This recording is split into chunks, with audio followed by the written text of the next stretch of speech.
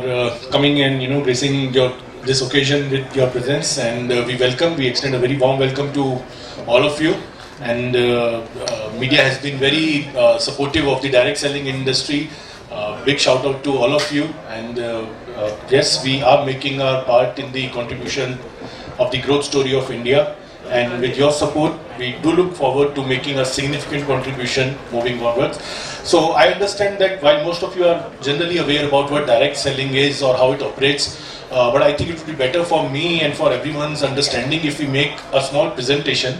So this will basically cover all the important data and figures for Indian industry, how India is placed globally, and basically everything that you want to know about direct selling. And of course, in case you have any questions, we are there to answer it at the end of it.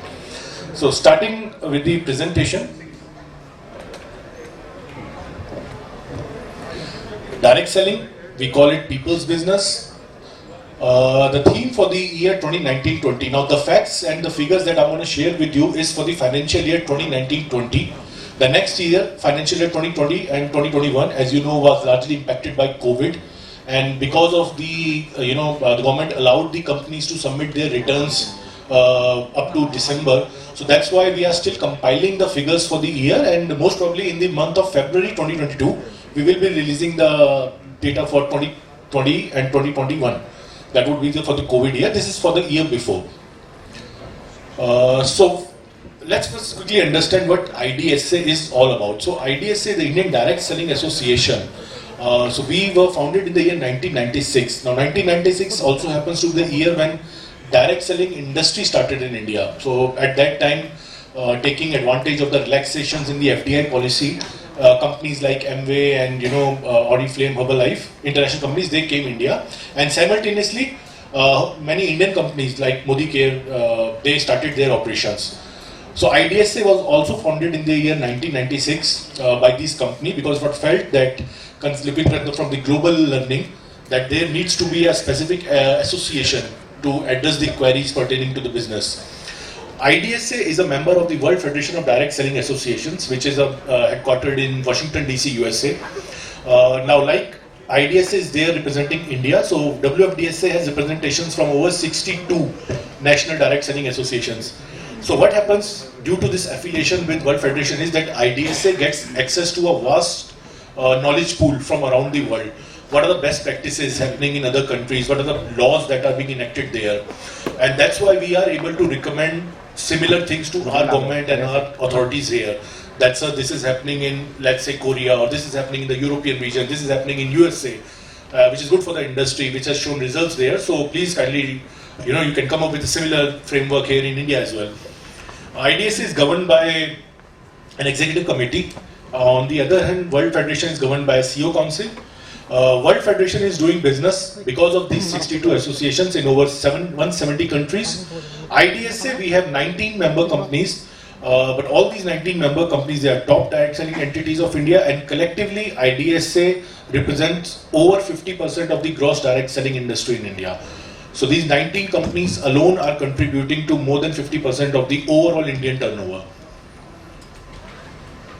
Now let's just quickly understand what direct selling concept is all about, or how direct selling works. So this is how a retail, traditional retail supply chain works.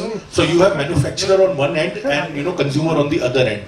So what happens is, for a product to pass from manufacturer to consumer, it has to pass through various intermediaries like distributor, wholesaler, retailer, and at every stage some 15-20% markup is added to the project cost.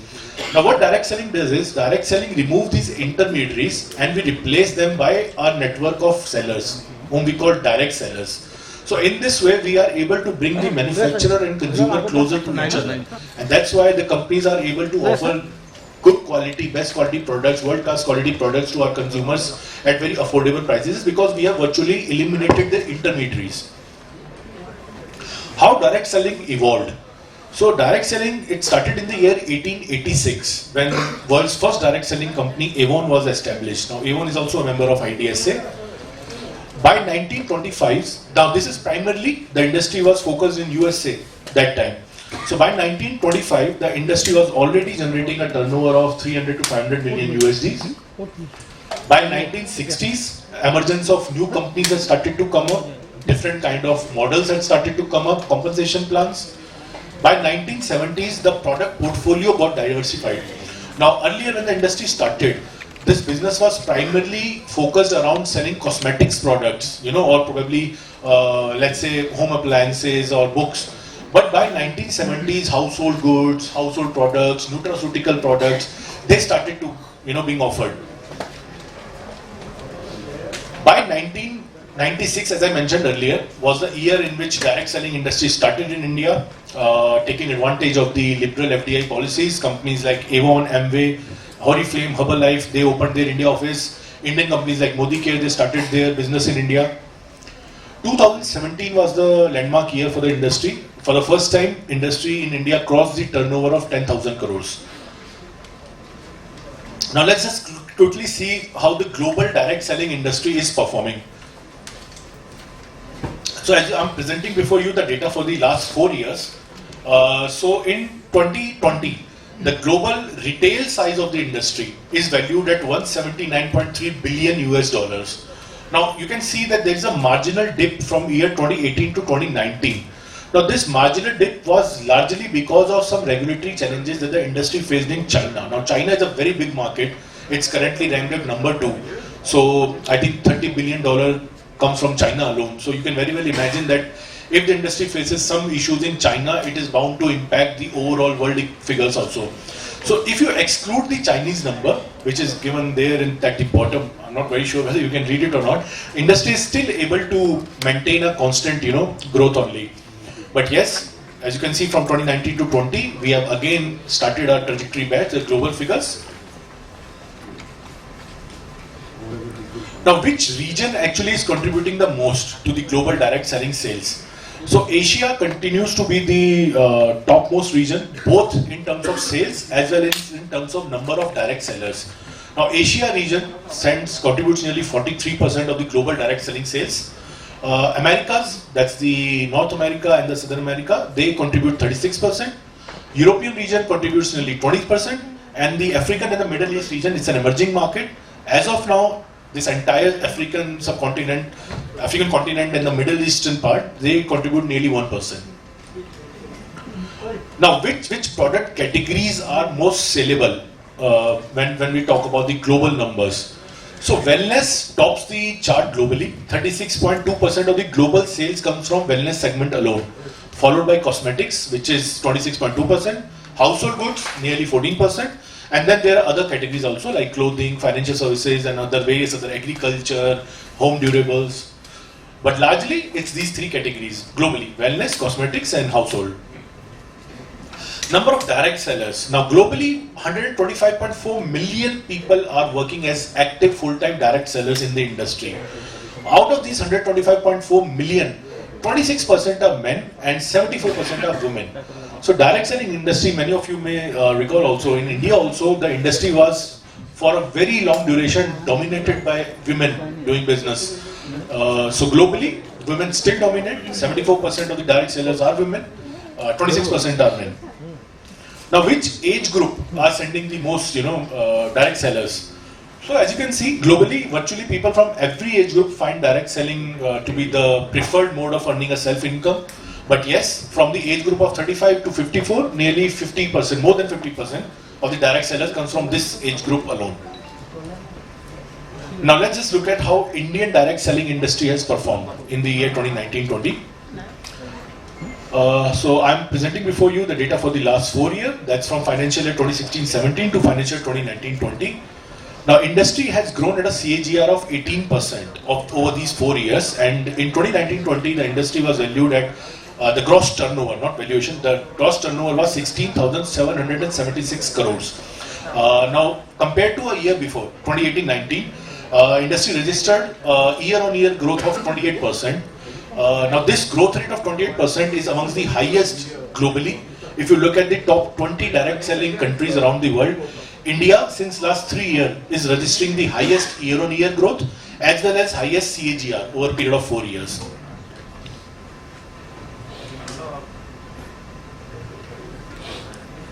Sorry for the technical glitch.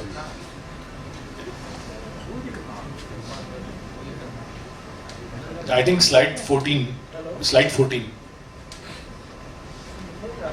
Yeah, please move up. Yeah, from this one. Thank you. So let's just see which product categories are selling most in India. So I already shared with you the global data. In India, pretty much on the lines of global trends, wellness, however, contributes more than 50% here alone. Nutraceutical range, the wellness, the general health benefit, products that offer health benefits. 57% of the sales comes from wellness segment alone, followed by cosmetics, which contributes nearly 22%. So you can see that between wellness and cosmetics, nearly 80% of the turnover from the industry comes from these two product categories alone. But yes, household goods is one category that is fast coming up. Food and beverages is coming up. Home care, and then there are other categories, small categories like agriculture, books, toys, and stationery, and all kind of other things. Let's just see how Indian direct selling industry is positioned globally. So I'm sharing with you the data for top 15 markets around the world. This is for the year 2019. So I'm going to share a year before and for the year 2020 to show how the India has moved up in the ranks. So globally, United States is the #1 country for direct selling, closely followed by China. In 2019, Indian direct selling industry, the retail size of the industry was valued at 2.48 billion US dollars, and we were ranked at number 15th. What happened in 2020 was, if you look on the left side of the slide, UK moved out, Germany moved up, Canada and India moved up, and Russia entered. India managed to move up by nearly 3 spots, and we are in 2020 now at rank 12, and the retail size of the industry is currently valued at 3.02 billion US dollars. Now again, I would like to remind everyone that this is the data for the year before COVID struck. Now we are very sure, we are very hopeful, and the early trends have also indicated that Indian direct selling industry has performed exceptionally well during the COVID period. And by the time the data for 2021 will be out, India is sure going to have a place among the top 10 countries. Now, which region in India is contributing the most to the overall direct selling turnover? So, North India contributes nearly 28%, Northeast India contributes 10%, East India 26%, West India 23%, and Southern India contributes nearly 13%. Now, which are the top 5 direct selling states in India? So, Odisha is currently ranked at number 5. Odisha contributes nearly 5% of the overall Indian direct selling sales, followed by Bihar, Uttar Pradesh, West Bengal, and Maharashtra continues to top the chart. I would like to specifically mention here that Assam is currently ranked at number 9th in the overall Indian direct selling sales. Now, you may recall that when I shared with you the global data, 74% of the direct sellers were women. And in fact, in India also, for almost 22 years, women absolutely, dominated the industry. But since last 3 years, we have seen a kind of role reversal, and that's why I thought let me just present with you the data for these 3 years. So in 2017-18, the ratio of men and women was 49% were men and 51% were women. 2018-19, the ratio changed to 50-50. So there were equal number of men and equal number of women direct sellers.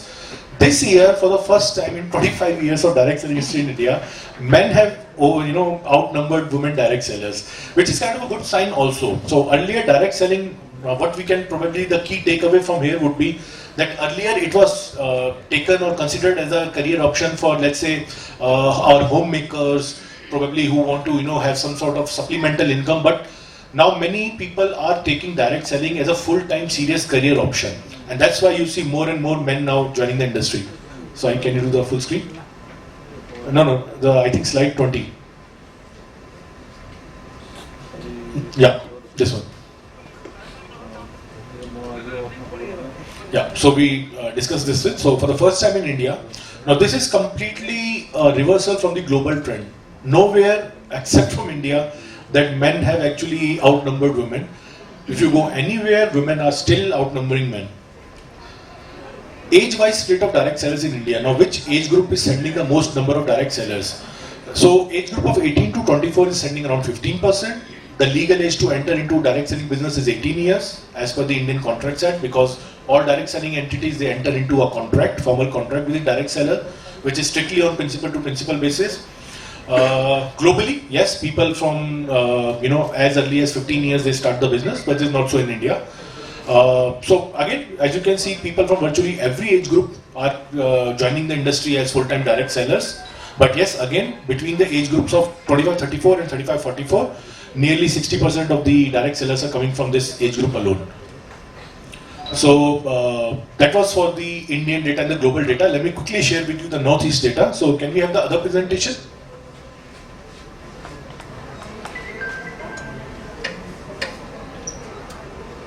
Yeah, the other presentation, 3 slides.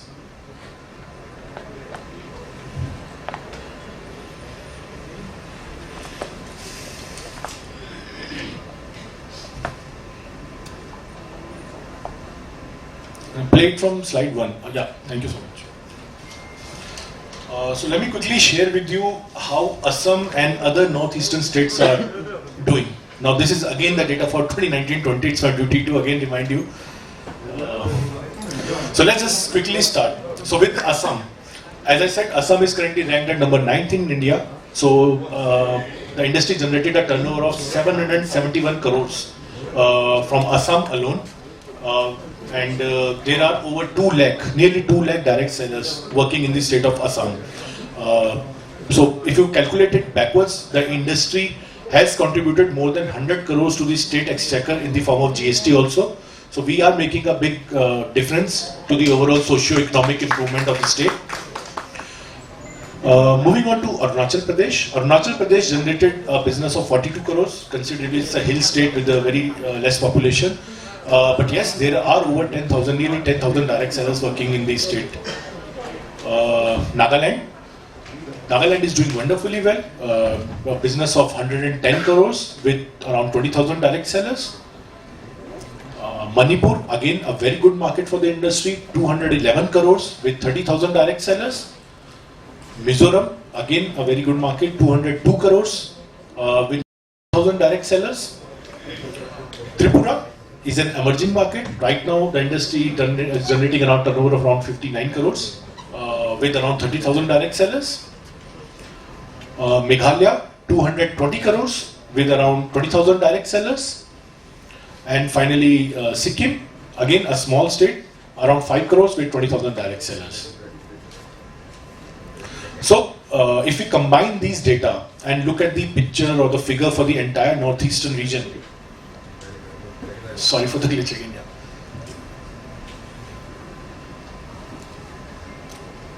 The last slide. Yeah. So let's just quickly have a snapshot of the entire northeastern region. The first key takeaway is that the gross direct selling sales of the entire northeast region is 1,621 crores, 1,621 crores.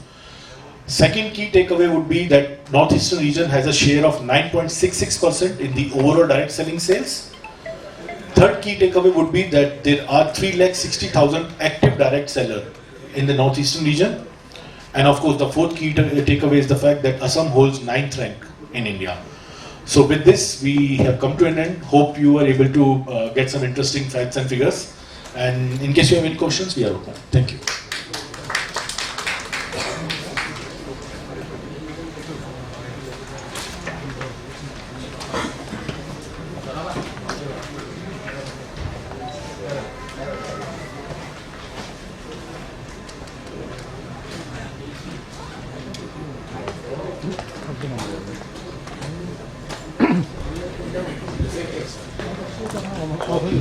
Please introduce yourself.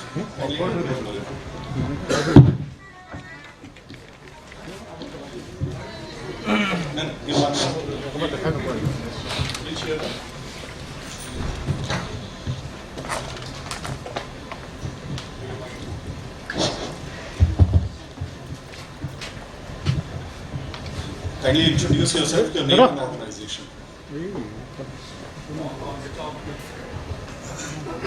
अच्छा, मैं संतोष अग्रवाल हूँ, दैनिक प्रबोधन से। जी sir. आपने बहुत अच्छा दिखाया, समझ में भी आया। लेकिन एक बात जो समझ में आई कि मुझे जो लगा कि संतुलन का थोड़ा कमी है। जैसे मैक्सिमम बिजनेस आ रहा है वेलनेस से आ रहा है, और जो क्षेत्र है वहाँ बहुत कम, या जो इसमें इन्वॉल्व है तो 55 प्लस के लोग सिर्फ 4 या 5%, और जो मैक्सिमम जो है वो आपके 40, 35, 44।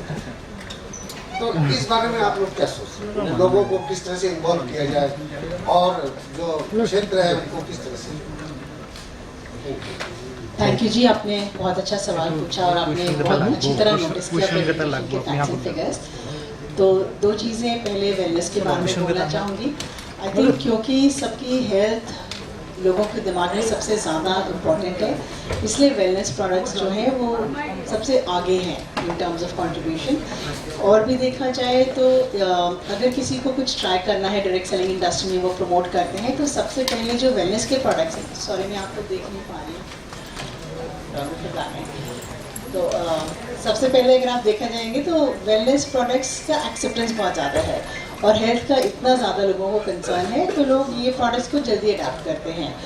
और वैसे और भी बहुत चीज़ें इंट्रोड्यूस हो रही हैं, तो हम चाहते हैं एक्चुअली डायरेक्ट सेलिंग जो है एक डिस्ट्रीब्यूशन चैनल है, तो डिस्ट्रीब्यूशन चैनल के थ्रू जितने प्रोडक्ट्स जाएंगे वो लोगों तक अच्छी तरह पहुँचेंगे। तो अब तो इलेक्ट्रॉनिक्स, जैसे आपने बहुत अच्छा कहा, इलेक्ट्रॉनिक्स एक पॉइंट है, एयर प्यूरीफायर्स वगैरह आ गए हैं डायरेक्ट सेलिंग इंडस्ट्री में, टेलीविजन्स आएंगे, मोबाइल फ़ोन्स आएंगे। हमारे दिमाग में तो ये है कि डायरेक्ट सेलिंग इंडस्ट्री का ये फ्यूचर है कि सब कुछ बस इन डायरेक्ट सेलर्स के थ्रू ही जाए ताकि सारी इनकम इन लोगों को मिले। दूसरा जो आपने बहुत अच्छा बोला एज गैप का, तो इंडिया में एटलीस्ट ये कॉन्सेप्ट ये है कि जब हम लोग ओल्ड हो जाते हैं तो हमारे बच्चे हमारी देखभाल करेंगे, पर फिर भी ऐसे कुछ लोग हैं जो इसको तोड़ के आगे आ रहे हैं। तो हम लोग अपनी भी कंपनी में जैसे कोशिश करते हैं, एक इवेंट में जैसे हम गए थे और एक 75 ईयर ओल्ड की लेडी वहाँ पे थी, तो हमारे जो मैनेजिंग डायरेक्टर उन्होंने जाके पूछा, उन्होंने कहा माता जी अब किसके साथ आई हैं? उन्होंने कहा मैं अपने साथ आई हूँ। उन्होंने कहा आपकी एज क्या है? उन्होंने कहा 75 ईयर्स। उन्होंने कहा पहली बार कुछ है मेरे पैसे जो मेरे हैं, और वो उनको एक जो आत्मसम्मान उनको उससे मिला वो बहुत ज़्यादा था। तो ये भी मुझे लगता है आप देखेंगे कि चेंज होगा, जैसे जैसे लोग अपने आप को, अपना जीवन अपने हाथ में लेना चाहेंगे, इंडिपेंडेंट होना चाहेंगे, ये परसेंटेज डेफिनेटली चेंज होगा। Thank you sir. इसका एक कारण और है, आपने कहा वेलनेस इतना ज़्यादा क्यों करता है। देखिए direct selling industry is not about typical product cell purchase करना।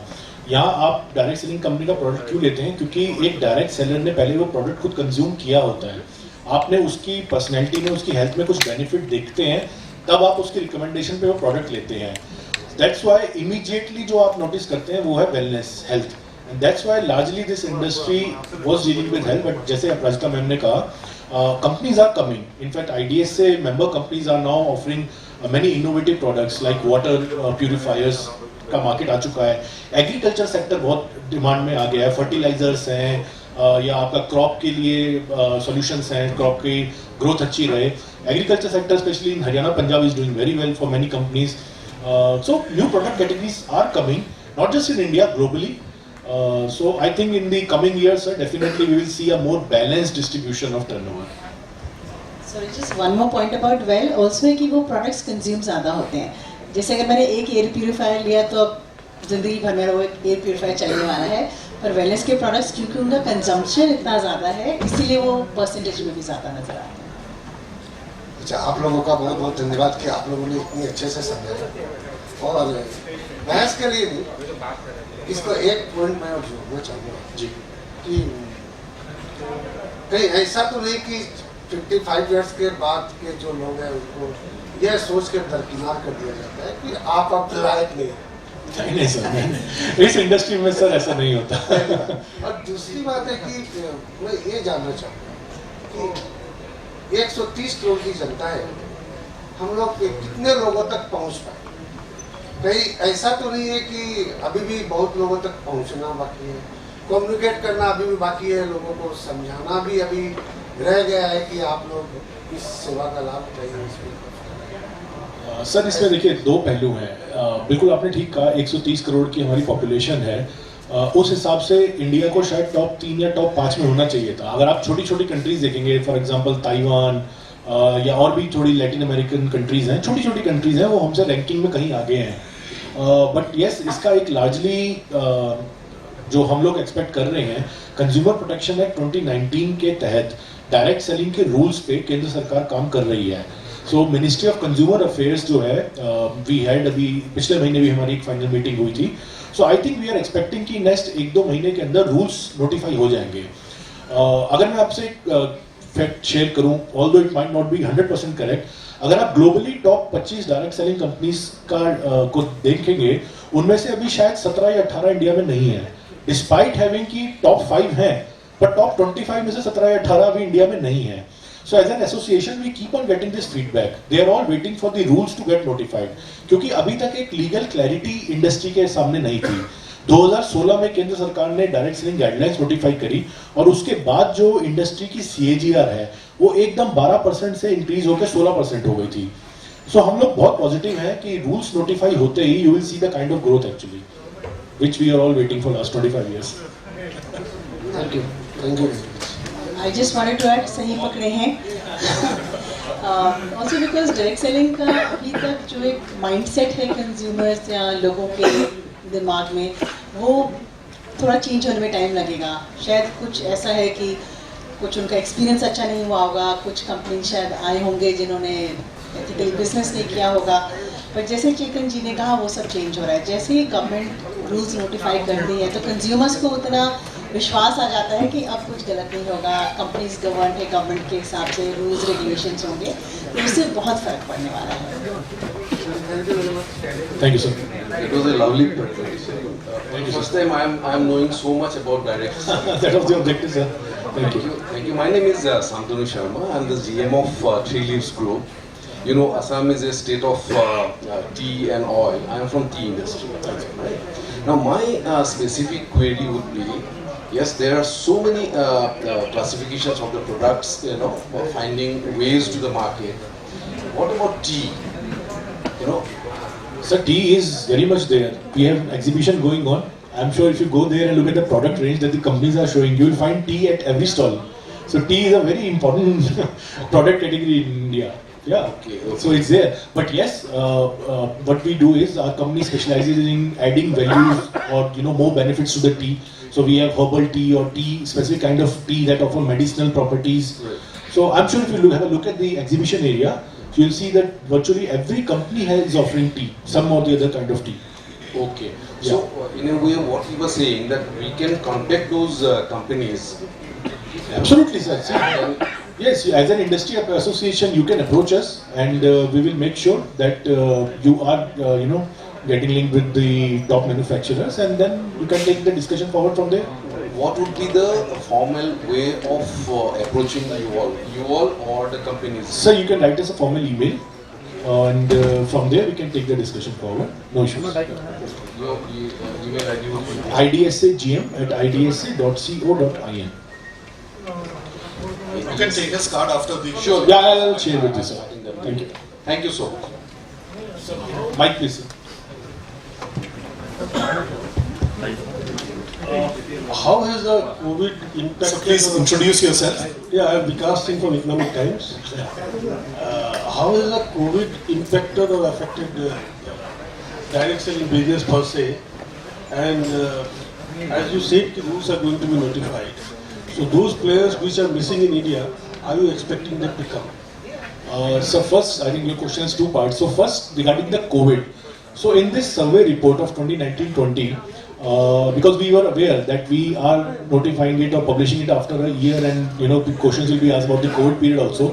So we tried to also find out how the industry has performed in the first 6 months of the COVID year. So that's from 2020 March to September 2020. Now these 6 months gave us a very good understanding, because out of these 6 months, the first quarter, April, May and June, was largely dominated by the lockdown phases, and then July, August and September, they were dominated by the unlock phases. So what we observed or what we found that during the first 3 months, the industry managed to register a growth of a year-on-year growth. Not I'm talking about CAGR or anything, year-on-year growth of 4% in the first quarter. So that means despite the lockdowns and everything in place, we were able to register a growth of 4.5% something. We can share the exact figure with you, but it's around 4%. Next quarter, we were able to register a growth of 9%. So the reason behind this is of course, lockdown was a new thing for everyone. Nobody had heard about lockdown. So our companies have also not faced lockdown. Plus, the government was also not clear what to allow, what not to allow, from where to take permission, from where to take pass and everything. But after the first quarter got over and when the unlock started, a lot of clarity came. So government came up with a list of essential items, government allowed, e-pass and everything. And that's why industry responded very well to it, and we were able to register a growth of 9%. So overall, in the first 6 months of this COVID year, 2020 and 2021, we were able to register a growth of around 5%, 5.5%. And if I may just add to that, the reason for this was mainly, there were two things that happened. One was that a lot of people lost jobs because of COVID, and companies were laying off people, and people turned to direct selling as an option. So we saw that the maximum number of direct sellers who joined, if one compared all the years, previous 5 years, maximum happened in the time of the COVID.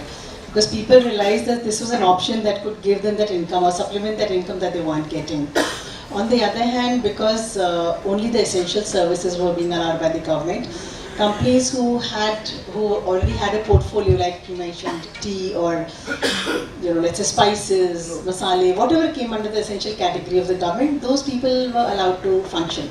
So we had companies that registered growth also because people then realized that you're sitting at home, you're placing an order, you can't go out anywhere. So you're sitting at home, getting the order, getting your online deliveries, and still making money out of it. So I think that as a combination really helped. And one more thing, sir. During the first 6 months, what IDSA managed to find out was that the industry touched 25 lakh new customers. I'm specifically mentioning the word customers. These are the people who ordered from the direct selling industry during this period.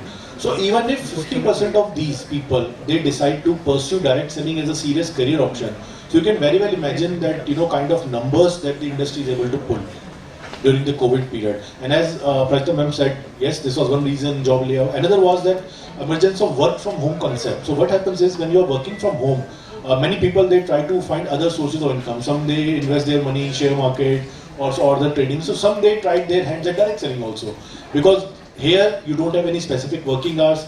If you can devote 1 hour of your day, you can work fine. If you are able to devote 3 hours a day, you are absolutely fine. So that's why these 2-3 factors combined led to this surge in the number of new people coming. But exactly how many people came, we will be able to tell next year only, sir, in February. Once the rules get notified. Sorry, sir. Sorry. Yes, sir. So as I mentioned, sir, all top 5 probably direct selling companies are here in India, global.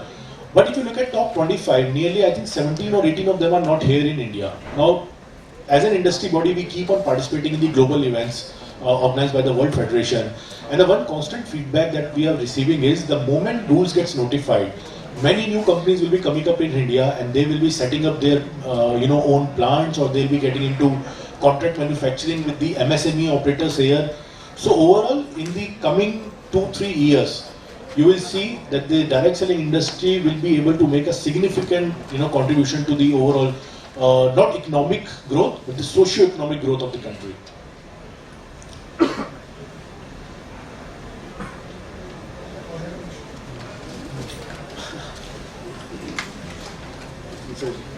Media only, yeah? The session is only for the media. We can answer the for direct sellers later, yeah. Any more questions? Anybody else wants to ask? Either the presentation was very good or it was. It's also possible that people are waiting for one-on-one interactions. So if that is the case, then we'll move to end the session here, and you can directly We are here move your till questions. 6:30. Yeah, absolutely. So I guess with this we call it close. Thank you so much for coming. Thank you for your gentlemen, participation. And, And there's lunch after this.